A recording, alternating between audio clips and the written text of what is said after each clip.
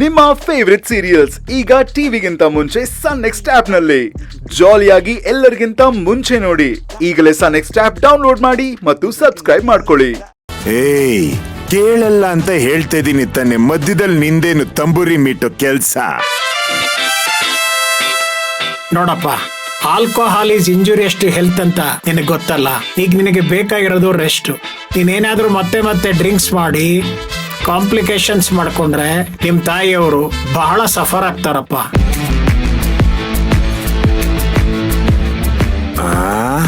ಏನಂದ್ರಿ? ಡ್ರಿಂಕ್ಸ್ ಮಾಡಬೇಡಪ್ಪ ಅಂತ ಹೇಳ್ದೆ. ಕೊನೆಯದಾಗಿ ಅದೇ ನಿಮ್ ತಾಯಿಯವರು ತುಂಬಾ ಸಫರ್ ಆಗ್ತಾರೆ ಅಂತ ಹೇಳ್ದೆ. ಆಗ್ತಾರಲ್ವಾ? ಅವ್ರಷ್ಟೇ ಅಲ್ಲಪ್ಪ, ನಿಮ್ ಇಡೀ ಫ್ಯಾಮಿಲಿ ಸಫರ್ ಆಗತ್ತೆ. ಫ್ಯಾಮಿಲಿ ಮನೆ ಹಾಳಾಗೋಗ್ಲಿ, ಇವ್ರಮ್ಮ ಸಫರ್ ಆಗ್ತಾರೆ ಅಂದ್ರೆ ನಾವು ಕುಡಿಯೋದೆ. ಏನ್ ಮಾಡ್ತಿದೀಯ ನೀನು? ಅಯ್ಯೋ ನೋಡಕ್ಕ, ಈಗ ಹೋಗಿ ಹೇಳಿ ಇನ್ನಷ್ಟು ಸಫರ್ ಆಗ್ಲಿ. ನೋಡಿ, ನಾನಿನ್ನೇನು ಮಾಡಕ್ಕಾಗಲ್ಲ.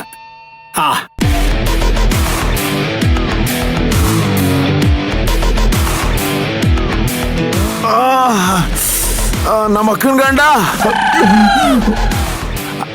ಬಿಟ್ಕತ್ಯಾ? ಅರ್ಥ ಆಯ್ತು ಬಿಡಿ. ಕಡಿಯೋ ಕಟ್ಕ ಆ ಕಡೆ ಇದ್ದಾಗ ನಮ್ ಕಡೆ ಎಲ್ವಾಗುತ್ತೆ. ಹೋಗಿ ವರದಿ ಒಪ್ಸಿ.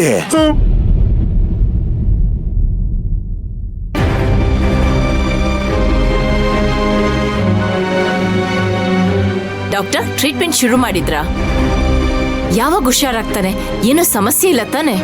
ಮೇಡಮ್, ನಿಮ್ಮ ಮಗ ಟ್ರೀಟ್ಮೆಂಟ್ ತಗೊಳ್ಳೋದಕ್ಕೆ ಒಪ್ಕೋತಾ ಇಲ್ಲ.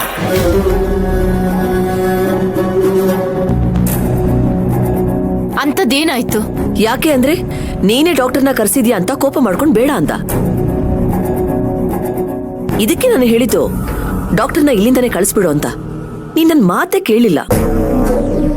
ಅತ್ತೆ, ನಾವು ಹೋಗಿದ್ದಕ್ಕೆ ಕಾಳಿದಾಸನ ಪದಗಳೆಲ್ಲ ಕೇಳ್ಬೇಕಾಯ್ತು. ಇನ್ನು ನೀವೇನಾದ್ರೂ ಹೋಗಿದ್ದಿದ್ರೆ ಪಂಪರನ್ನ ಬರ್ದಿರೋ ಹಳೆಗನ್ನಡದಲ್ಲಿ ಬೈತಿದ್ನೇನೋ. ಅಳಿಯಂದ್ರೆ ಹಾಗಂತ ನೀವು ಸುಮ್ನೆ ಬಂದ್ಬಿಟ್ರ? ಅವನ್ನ ಕನ್ವಿನ್ಸ್ ಮಾಡಿ ಒಪ್ಪಿಸ್ಬೇಕಾಗಿತ್ತು. ಅಮ್ಮ, ಸಿಂಹದ ಬಾಯಿಗೆ ಹೋಗಿ ಬೀಳು ಅಂದ್ರೆ ಬಿದ್ಬಿಡ್ತೀವಿ. ಆದ್ರೆ ಅಣ್ಣನ್ ಕನ್ವಿನ್ಸ್ ಮಾಡೋ ಅಂತ ಮಾತ್ರ ಹೇಳ್ಬೇಡ. ನಾವು ಕೂಡ ಕನ್ವಿನ್ಸ್ ಮಾಡಕ್ ಟ್ರೈ ಮಾಡಿದ್ವಿ, ಆದ್ರೂ ಅವನು ಒಪ್ಕೊಳ್ತಾನೆ ಇಲ್ಲ. ಸರಿ ಬನ್ನಿ, ನಾನೇ ಅವನ್ನ ಒಪ್ಪಿಸ್ತೇನೆ. ಅವ್ನ್ ನನ್ ಮೇಲಿನ ಕೋಪಕ್ಕಾದ್ರೂ ಚೆಕಪ್ ಮಾಡಿಸ್ಕೊಳ್ಳಿ. ಅತ್ತೆ, ಗಂಗೆಯಲ್ಲಿ ಮುಳುಗಿದ್ರೆ ಪಾಪ ಹೋಗುತ್ತೆ, ಆದ್ರೆ ನಿಮ್ ಮಗನ ಹತ್ರ ಹೋದ್ರೆ ಕೋಪ ಬರುತ್ತೆ. ಅವನಿಗೆ ಕೋಪ ಬಂದ್ರೆ ಗೊತ್ತಲ್ಲ, ಜಮದಗ್ನಿ ತರ ಆಡ್ತಾನೆ. ನೀವು ಬೇಕಾದ್ರೆ ಹೋಗಿ, ಆದ್ರೆ ನಾನ್ ಬರಲ್ಲ. ಮೇಡಮ್, ಈಗ ಯಾರೇ ಹೋದ್ರೂ ಅವ್ನ ಹಠ ಬಿಡೋದಿಲ್ಲ. ಈಗ ನೀವ್ಯಾರೋ ಅವನ ಹತ್ರ ಹೋಗ್ಬೇಡಿ. ಹಾಗಾದ್ರೆ ಅವ್ನ್ ಟ್ರೀಟ್ಮೆಂಟ್ ನೋಡಿ ಬಾ, ನೀವ್ ಅಂದ್ಕೊಂಡಾಗೆ ದೊಡ್ಡದೇನೋ ಆಗಿಲ್ಲ. ಸ್ವಲ್ಪ ರೆಸ್ಟ್ ತಗೊಂಡ್ರೆ ಎಲ್ಲ ಸರಿ ಹೋಗುತ್ತೆ. ಅವನಿಗೆ ರೆಸ್ಟ್ ಮಾಡೋದಕ್ಕೆ ಹೇಳಿ. ಈಗ ಅವನ್ ತಕ್ಷಣ ಬಿಡ್ಬೇಕಾಗಿರೋದು ಕುಡ್ತಾ. ನೀನ್ ಕುಡಿಯೋದಕ್ಕೆ ನಿಮ್ ತಾಯಿ ಸಫರ್ ಆಗ್ತಾರಪ್ಪ ಅಂತ ಹೇಳ್ತಿದ್ದಾಗೆ ಮತ್ತೆ ಕುಡಿಯೋದಕ್ಕೆ ಶುರು ಮಾಡ್ಬಿಟ್ಟ. ನೋಡಿ, ಅವ್ನ್ ಸ್ವಲ್ಪ ದಿವಸ ಕುಡಿಯೋದ್ ಬಿಟ್ರೆ ಹುಷಾರಾಗ್ತಾನೆ. ಕೇಳ್ದ ಸಮು, ಡಾಕ್ಟರ್ ನೀವು ಸ್ವಲ್ಪ ದಿವಸ ಕುಡಿಬಾರ್ದು ಅಂತ ಹೇಳ್ತಾ ಇದ್ದೀರಾ. ಅವ್ನ್ ಈಗ ತಾನೆ ನಿಮ್ ಮುಂದೆ ಎಳ್ಳೀರ್ ಕುಡ್ದಂಗೆ ಗಟ ಗಟ ಗಟ ಅಂತ ಕುಡ್ದ. ಅವನಿಗೆ ಕುಡಿಬೇಡ ಅಂತ ಹೇಗೆ ಹೇಳೋದು ಸರ್?